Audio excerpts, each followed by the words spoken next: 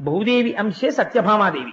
అందుకే సత్యభామ అన్న పేరే పెట్టడం వెనకాతల ఒక రహస్యం ఉంది. ఇంత యుద్ధం, సత్యభామ యుద్ధం చెప్పడం వెనకాతల సత్యభామ యొక్క యుద్ధం వింటే వచ్చే ఫలితం ఏమిటో తెలుసా అండి? ఎందుకన్ని పద్యాలు చెప్పానో చెప్పనా? సత్య అంటే ఏమిటి? మారనిది.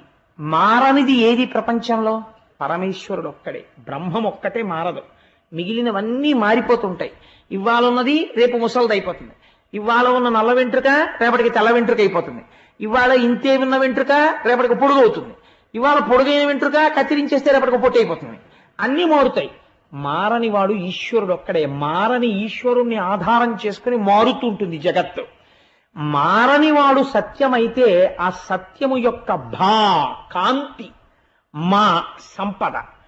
ఆ సత్యము యొక్క కాంతి వలన వచ్చే సంపద మీకు ఎక్కడ కనపడుతుందో తెలుసా అండి? భూమి